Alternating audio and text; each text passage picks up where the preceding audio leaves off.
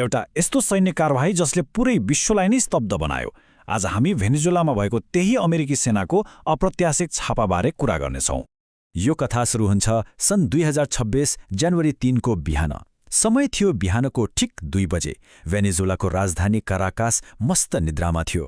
तर त्यो शान्ति धेरै बेर टिकेन, किनभने केही बेरमै एउटा ठूलो सैन्य कारवाहीले त्यो सन्नाटा चिर्दै थियो। त्यहाँका मानिसहरू अचानक भयानक विस्फोट र आकाशमा गर्जिरहेका विमानहरूको आवाजले भ्युजिए। कराकासकी एक पत्रकार आना भानेसा हेरेरोले भने जस्तै, मैले एउटा भयानक विस्फोट सुने। त्यसले सबै झ्यालहरू हल्लायो। जताततै बादल जस्तै धुवाँ देखियो। अब यो कुनै अचानक गरिएको हमला थिएन है, यो त वर्षौंदेखिको तयारीको नतिजा थियो। एउटा यस्तो मिसन जसलाई नाम दिइएको थियो अपरेसन एब्सोल्युट रिजल्भ। र यो अपरेसनको स्केल कति ठूलो थियो भनेर सोच्नुहोस् त। 150 भन्दा बढी, हो 150 भन्दा बढी बम वर्षक, फाइटर जेट र गुप्तचर विमानहरू यसमा सामेल थिए। यसले यो हालको इतिहासकै सबैभन्दा ठूलो हवाई आक्रमणहरूमध्ये एक बन्यो। यो अपरेसनको सबैभन्दा अचम्मको कुरा के थियो भने यसको गति र समन्वय। सोच्नुहोस् त, बिहान 2 बजे हवाई हमला सुरु हुन्छ। ठिक 1 मिनेटपछि 2:01 डेल्टा फोर्सका कमान्डो राष्ट्रपति मदुरोको सेफ हाउसमा पुगिसकेका थिए। त्यसपछि त्यहाँ केही बेर गोली हानाहान भयो र बिहान 4:20 बज्दासम्म त मदुरो र उनकी श्रीमतीलाई भेनेजुएलाबाट बाहिरै लगिसकेको थियो। पुरै अपरेसन जम्मा 2 घण्टा 20 मिनेटमा समाप्त। अब यस्तो सटिक अपरेसन पक्कै पनि रातारात भएको होइन। यसको पछाडि महिनौको तयारी थियो। अमेरिकी गुप्तचरले सरकारभित्रकै एक स्रोतको मद्दतले मदुरोलाई महिनौसम्म निगरानी गरिरहेको थियो। स्पेशल फोर्सले त मदुरोको सेफ हाउसको हुबहु नक्कल बनाएर त्यसमा छापा मार्ने अभ्यास समेत गरेको थियो। र यो योजना अपरेसन एब्सोल्युट रिजल्भ यति गोप्य थियो कि अमेरिकी कांग्रेसलाई समेत थाहा दिएको थिएन। अपरेटरहरू त बलियो स्टिलका ढोकाहरू पनि सेकेन्डमै काट्नका लागि ब्लो टर्च बोकेर तयार थिए। त्यसो भए सबैभन्दा ठूलो प्रश्न यही हो, अमेरिकाले आखिर यस्तो कदम किन चाल्यो? यसको पछाडिको आधिकारिक कारण के थियो? के यो साँच्चै आवश्यक थियो वा यो केवल एउटा बहाना मात्र थियो? ल, यो आक्रमणलाई सही साबित गर्नको लागि तत्कालीन ट्रम्प प्रशासनले राष्ट्रपति निकोलस मदुरोमाथि एकपछि अर्को गम्भीर आरोपहरू लगायो। आधिकारिक रूपमा लगाइएका आरोपहरू हेरौँ न, जस्तै नार्को टेररिजमको षड्यन्त्र, कोकिन तस्करी र कार्टेल दे लोस सोल्स भन्ने ड्रग कार्टेलको नेतृत्व गरेको। यति मात्र होइन, अवैध रूपमा मेसिनगन र विनाशकारी हतियार राखेको आरोप पनि थियो। अनि एउटा अनौठो आरोप त के थियो भने भेनेजुएलाका जेल र पागलखाना खाली गरेर आप्रवासीहरूलाई अमेरिका पठाएको। यसले हामीलाई 2 बिल्कुलै फरक तर्कहरूको बीचमा ल्याइ पुर्याउँछ। एकातिर वाशिंगटनको आधिकारिक भनाइ के थियो भने यो एक नार्को आतंकवादी राज्यलाई ध्वस्त पार्न गरिएको लागू औषध विरुद्धको युद्ध थियो। तर अर्कोतिर कराकासको दाबी के थियो भने यो सब भेनेजुएलाको विशाल तेल भण्डारमाथि कब्जा जमाउने एउटा बहाना मात्र हो। र तेलको कुरालाई थप बल पुर्यायो तत्कालीन राष्ट्रपति डोनाल्ड ट्रम्पकै एक भाषणले। आक्रमणको ठिक भोलिपल्ट जनवरी 4 उनले भने, हामी तेल लिनेछौँ। भेनेजुएलाले संयुक्त राज्य अमेरिकाबाट तेल चोरेको छ र अब त्यो फिर्ता लिनेछ। यो भनाइले धेरैको कान ठाडो बनायो। ल, अब फेरि कराकासको सडकतिर लागौं। यो घटनापछि त्यहाँको अवस्था कस्तो भयो? एउटा पहिल्यै विभाजित राष्ट्रमा कसरी अराजकता र अनिश्चितता छायो त्यो हेरौं। यो घटनाले मानिसहरूलाई पुरै बाँडिदियो। कोही विपक्षी समर्थकहरू थिए जसलाई लाग्यो अब देशमा सकारात्मक परिवर्तन आउँछ।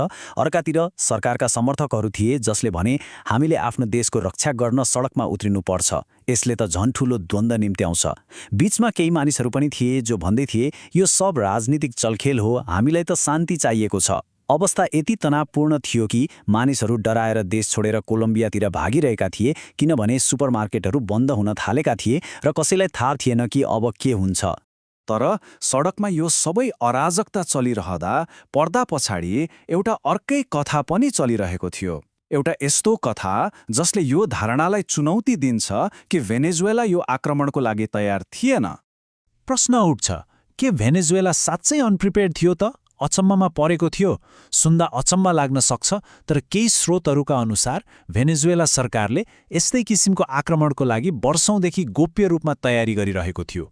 उनीहरूले एउटा विशेष शासकीय संरचना बनाएका थिए जसलाई भनिन्छ सामूहिक नेतृत्व मोडेल। यो इरान र क्युबाको प्रणालीबाट प्रेरित थियो। यसको मुख्य आइडिया के थियो भने शक्ति कुनै एक व्यक्तिमा मात्र केन्द्रित नहोस्, बरु सत्तारूढ दल, सेना र गुप्तचर संस्थाहरूमा बाँडियोस्, ताकि यदि कुनै एक नेतालाई हटाइयो भने पनि पुरै सिस्टम नै नढलोस्। र यो केवल किताबमा लेखिएको सिद्धान्त मात्र थिएन है, यो त एउटा निकै व्यावहारिक रक्षा प्रणाली थियो। यसले कसरी काम गर्थ्यो भने पहिलो, शक्तिलाई बाँड्ने ताकि कोही एक व्यक्ति अपरिहार्य नहोस्। दोस्रो, उत्तराधिकारी को हुने भनेर पहिले नै तय गर्ने। तेस्रो, विदेशी मिडियाको गलत सूचनालाई तुरन्तै काउन्टर गर्न आफ्नै डिजिटल मिडिया चलाउने। र चौथो, जुन सबभन्दा रोचक छ, राष्ट्रपतिको सुरक्षाको लागि उनको बढी डबल अर्थात् हमशक्लको प्रयोग गर्ने। हो, हमशक्लको प्रयोग।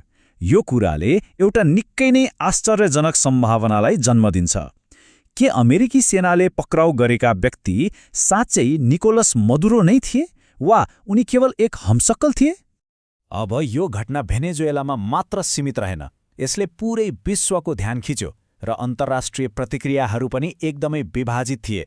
विश्वभरबाट आएका प्रतिक्रियाहरू हेर्ने हो भने त्यो एकदमै फरक थियो। एकातिर भेनेजुएलाको विपक्षी दलहरूले यसको खुलेर प्रशंसा गरे। अर्कोतिर संयुक्त राष्ट्र सङ्घ जस्ता संस्थाहरूले गहिरो चिन्ता व्यक्त गरे र ब्राजिल जस्ता देशहरूले त यसको कडा शब्दमा निन्दा नै गरे। उदाहरणको लागि भेनेजुएलाकी विपक्षी नेत्री मारिया कोरिना मचाधोले भनिन्, यो मानवता, स्वतन्त्रता र मानव मर्यादाको लागि एक ठूलो कदम हो।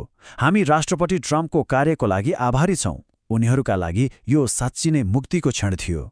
तर अर्को पक्ष पनि थियो। संयुक्त राष्ट्रसङ्घका महासचिव एन्टोनियो गुटेरेसले भनिन्, म गहिरो रूपमा चिन्तित छु। यसले खतरनाक नजिर स्थापित गर्न सक्छ। धेरैका लागि यो अन्तर्राष्ट्रिय कानुनको ठाडो उल्लङ्घन थियो। त्यसो भए अब अवस्था कस्तो छ त? एकातिर निकोलस मदुरो न्युयोर्कको जेलमा छन् र आफू निर्दोष भएको र म अझै पनि राष्ट्रपति हुँ भनी दावी गरिरहेका छन्। अर्कोतिर यो घटनाले विश्वलाई निकै गम्भीर प्रश्नहरूको अगाडि उभ्याइदिएको छ। यो एउटा यस्तो अवस्था हो जहाँ एउटा रोक्न नसकिने शक्तिले एउटा नडल्ने गरी डिजाइन गरिएको प्रणालीसँग टक्कर लिएको छ। एकातिर पक्राउ परेका नेता छन्, अर्कोतिर त्यो लचिलो प्रणाली छ। अब के हुन्छ त? भेनेजुएला, त्यहाँका जनता र त्यसको विशाल तेल भण्डारको भविष्य अब कुन मोडमा जान्छ? यो कथाको अर्को अध्याय लेखिन अझै बाँकी छ।